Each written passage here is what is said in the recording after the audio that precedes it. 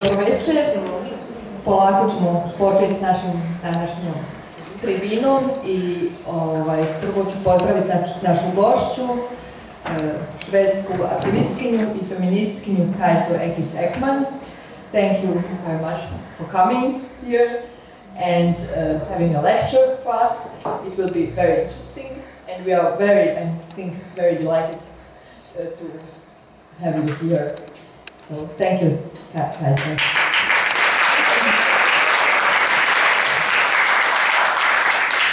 Hvala i vama svima, mojim feministkinjama, radikalnim feministkinjama, mojim feministkinjama koje su došle ne samo iz Hrvatske, iz Zagreba, nego imamo i iz Slovenije, imamo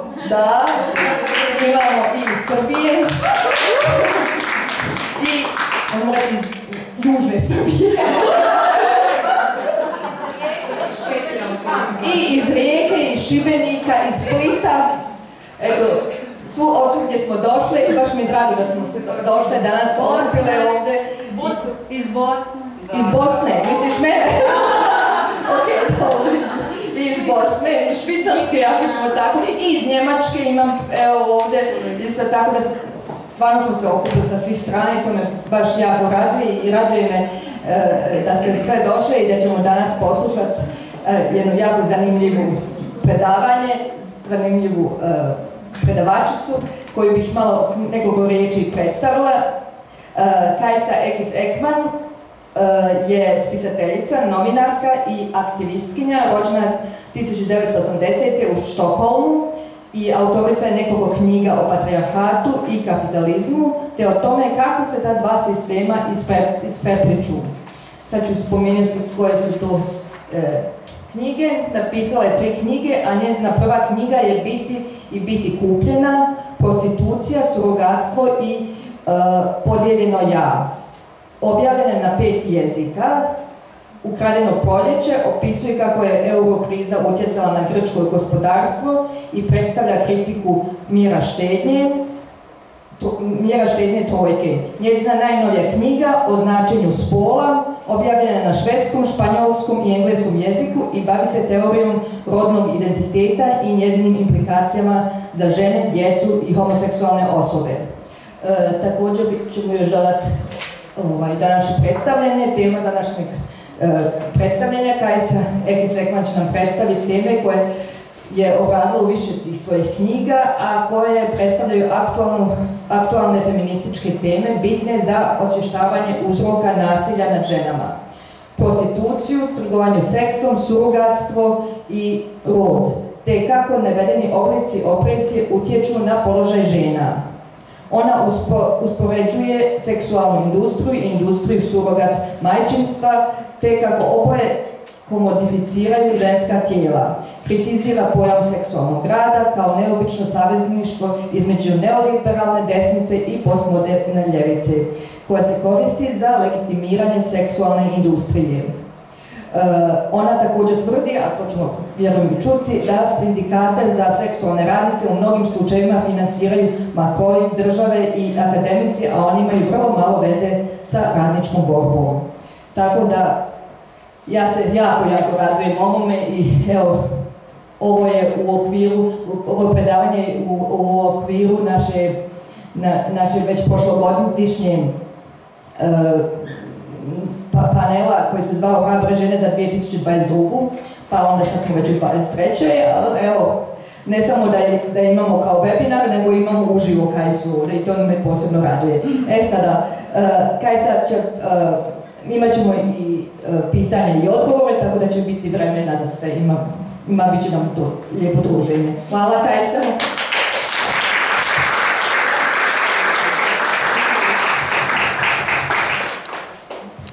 Nada, thank you for this great introduction. And yeah, I know what you were saying because you were talking about me, of course, so I understand what you were saying. But it's an honor to be here. It's my first time here in Croatia. I hope not the last. It's great that there are so many people from all over the Balkans. And I think it shows that when it comes to women's issues and women's struggles, we are facing the same dilemmas everywhere. You know, the more I travel and speak about these issues, the more I realize that, you know, the debate is basically the same all over the place. You know, it's not so when we speak about economy or geopolitics or war, you know, it can really differ the angles, but when it comes to women's issues, everywhere I go, I hear the same things. So today I'm going to speak about two of the most delicate and perhaps contested topics of feminist debate: prostitution and gender identity. So fasten your seatbelts, because if you are not familiar with this debate, maybe you will be shocked. So as you were saying, Nada, my first book was about prostitution and surrogacy. And I've been asked to speak about this because I know that here there is a debate about whether it should be legalized or decriminalized, or what should be done with it. And my definition of prostitution is very simple. It's sex between two people, one person that wants it and one person that doesn't. So the person that wants the sex pays the person that doesn't want the sex. Prostitution is the only way in which older men can get access to younger men who don't want them legally. Because all the other ways for these older men to get access to younger girls are criminalized, like rape, like kidnapping, like abuse, like harassment. Even in the most patriarchal country, you are not allowed to just go out and rape somebody. Now, if you pay her pimp €5, all of a sudden, that's not called rape, that's called prostitution, and it's legal. You know, and it baffles me still how some people continue to claim that the money is a proof that there's consent.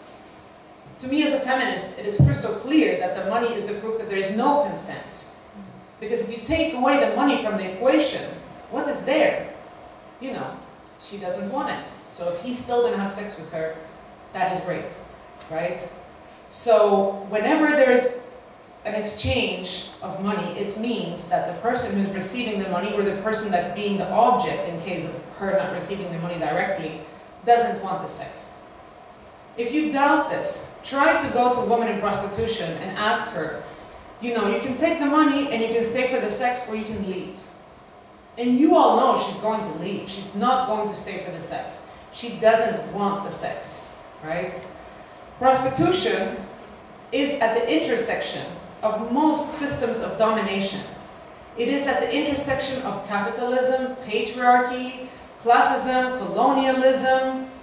The person buying has the upper hand in so many ways. He is a man.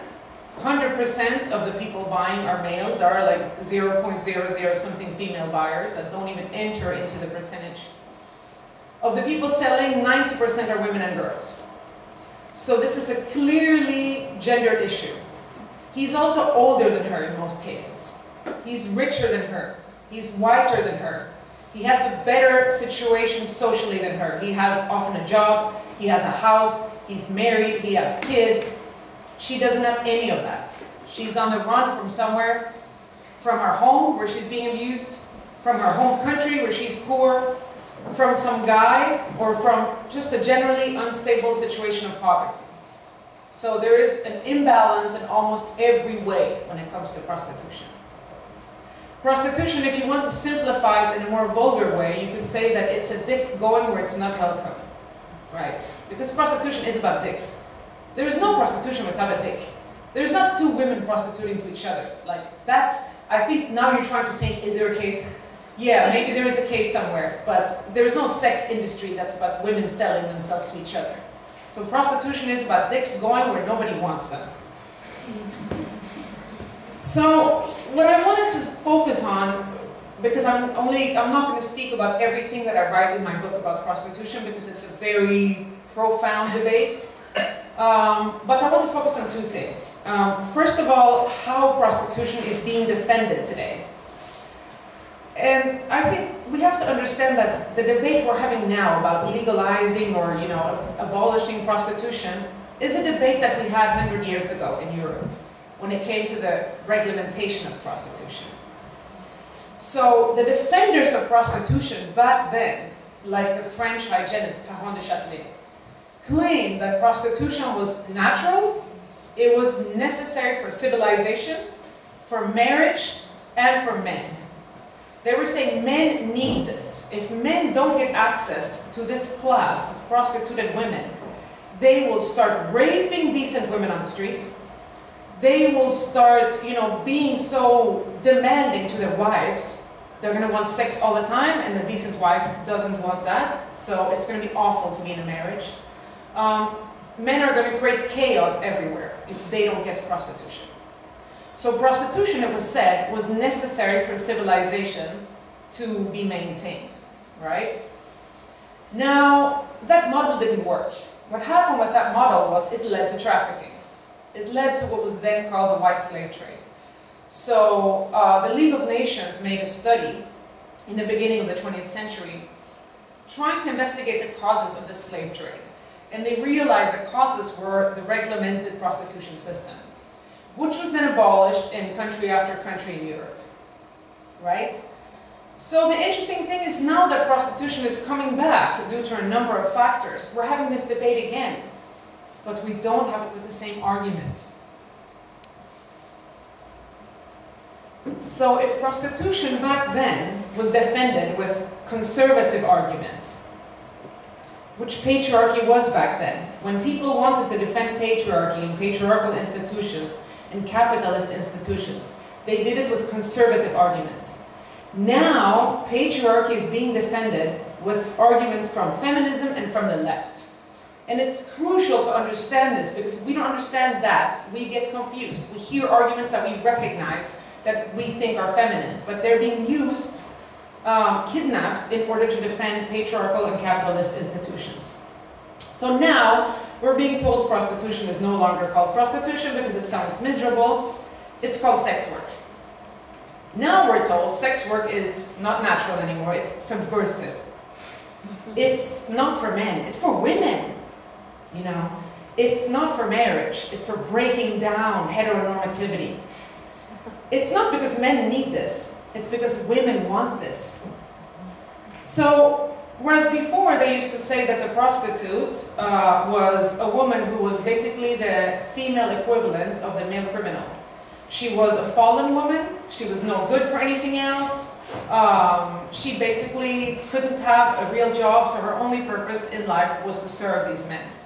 Now we're told the opposite. Now we're told that the prostituted woman, renamed sex worker, is a role model. She's empowered, she's liberated, she's like the super feminist. So it's the extreme opposite of what we were told back then, right?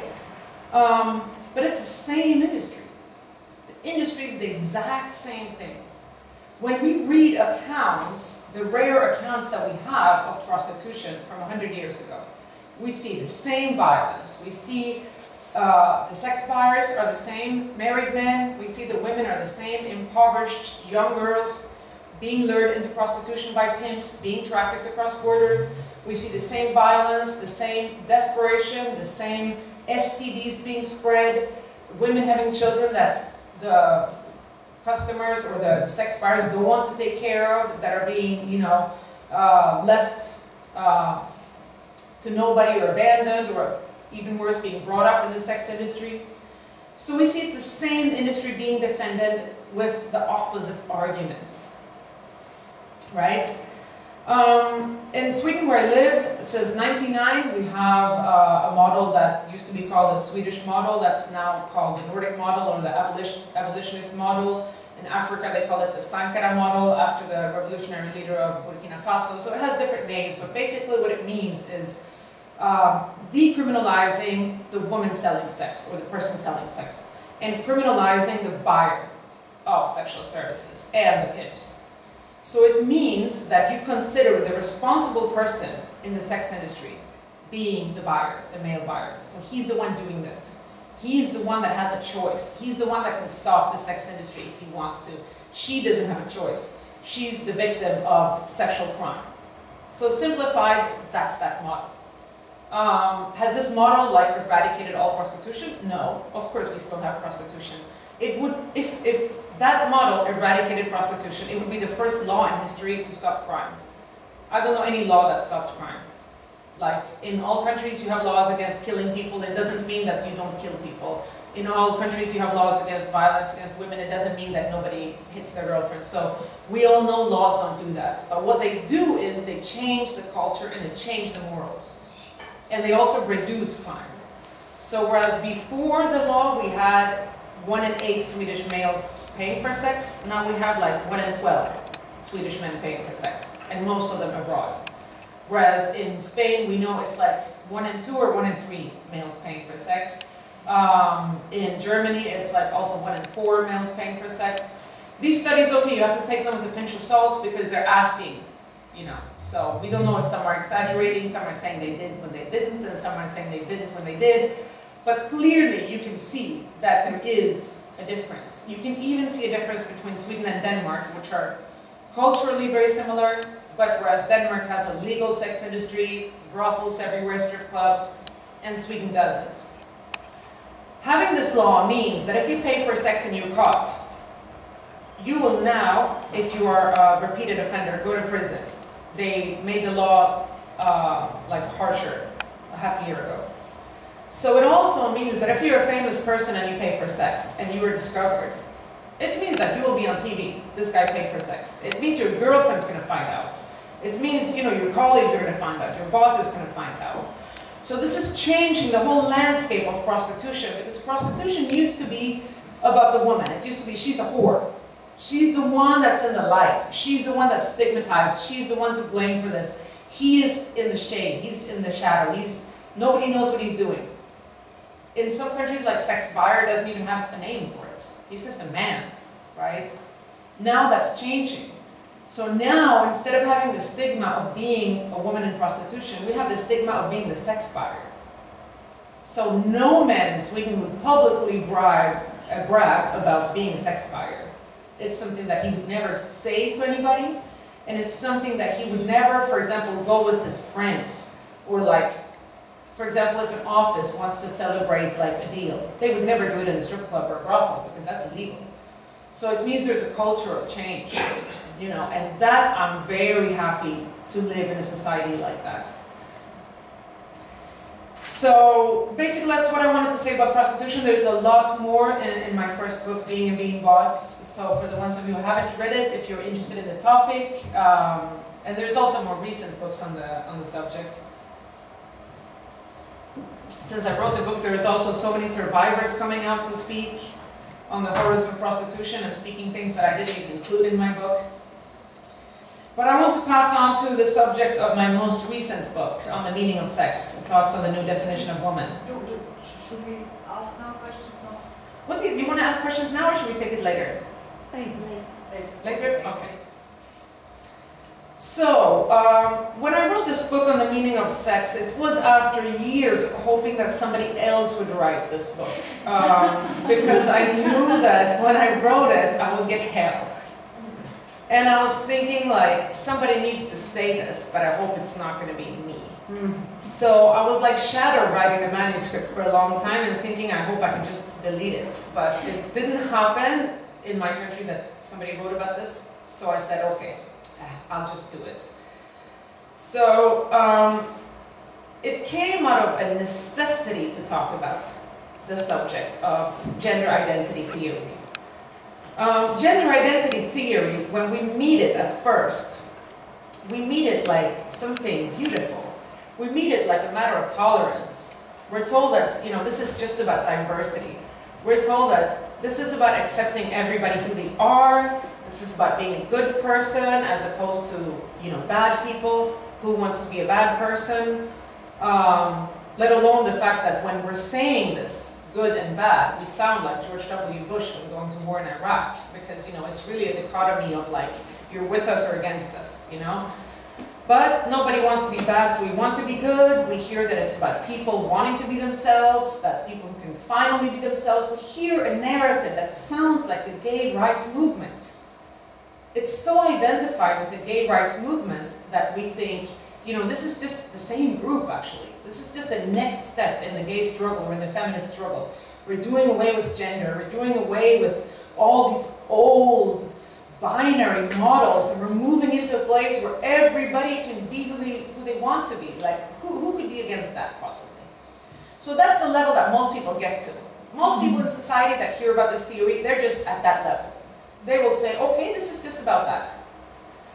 Now, if we get a bit further into this theory, something else emerges. something else like a very binary model, actually, where we're told that if a kid doesn't like to play with cars, or to play football, or to play fight, that kid is actually a girl. And if a kid doesn't like, you know, to play with dolls, doesn't like dresses, that kid is actually a boy.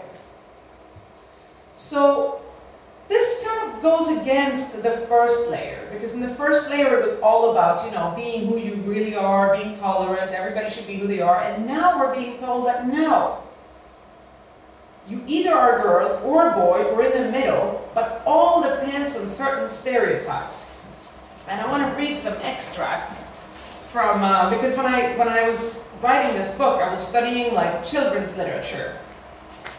And I found in my own library, I have a daughter who's turning 6, and in the books for children, there was the book translated into my language, a picture book for like 5-6-year-olds called I Am Jazz. And it begins like this. For as long as I can remember, my favorite color has been pink. Now, what is the meaning of that sentence, for as long as I can remember, my favorite color has been pink? You know, it can mean nothing. Some people like pink, some people like orange, some people like gold. So what?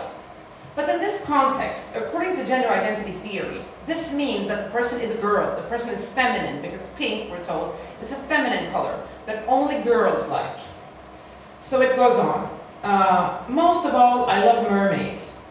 Sometimes I even wear a mermaid tail in the pool.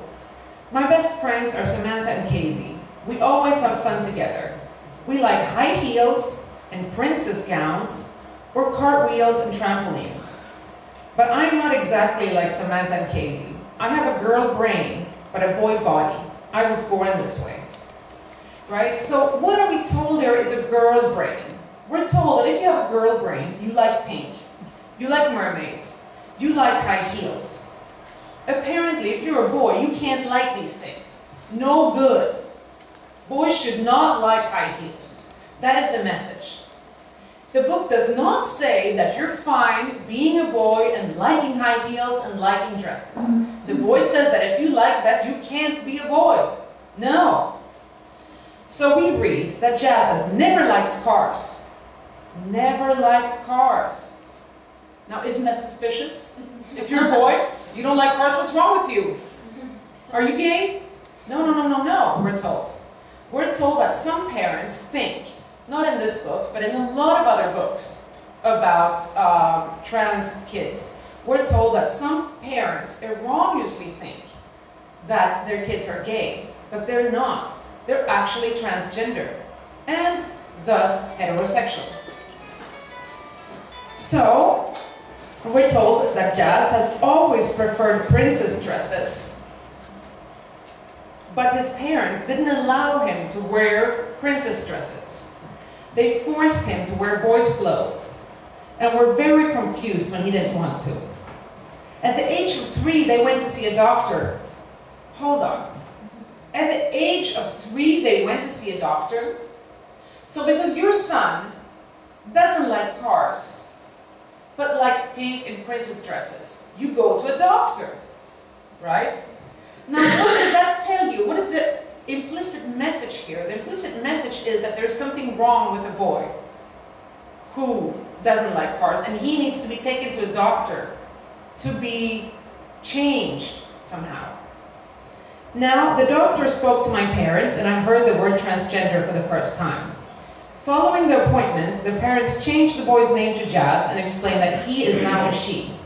As a she, Jazz is now allowed to wear girls' clothes and grow his hair out.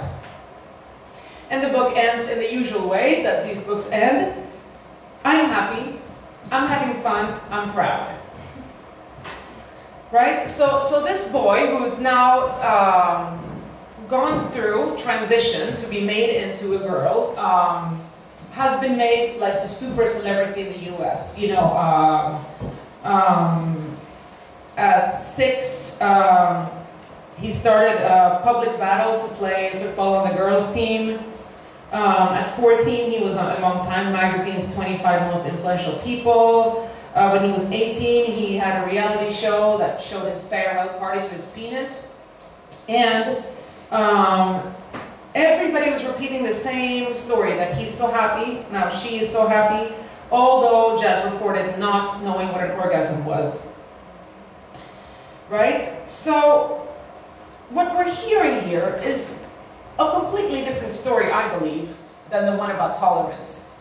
What we're hearing is a return to stereotypes, a return to extremely regressive stereotypes about what a girl is and what a boy is, right? Something that we as feminists have been fighting against for as long as we can remember. We fought against those stereotypes. We fought for girls to be able to act in any way they wanted to, for boys to be able to act in any way they wanted to, without being labeled tomboys or sissies or so on and so forth, right?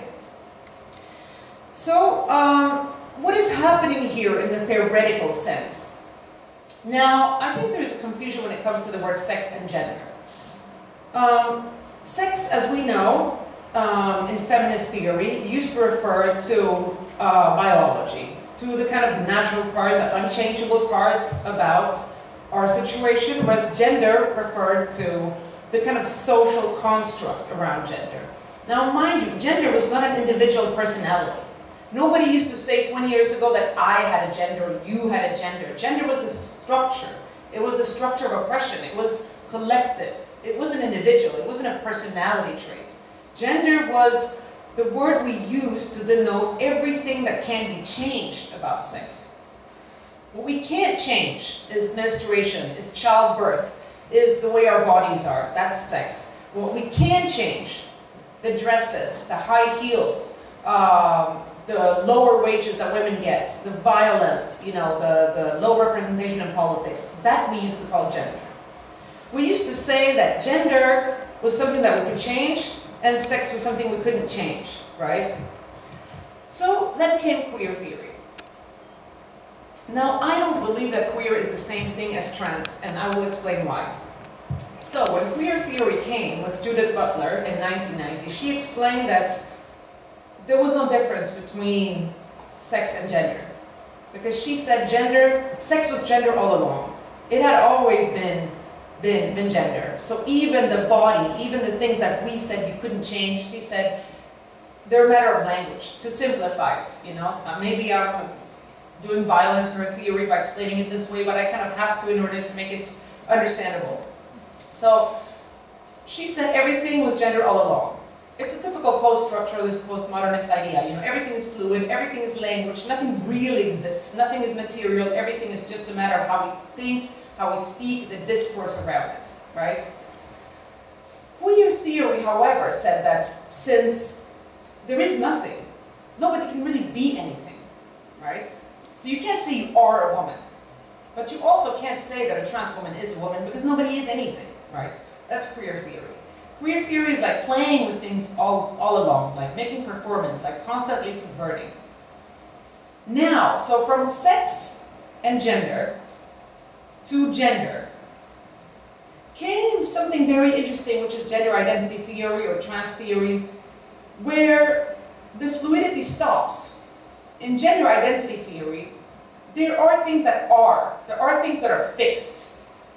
It's just that gender and sex have changed places.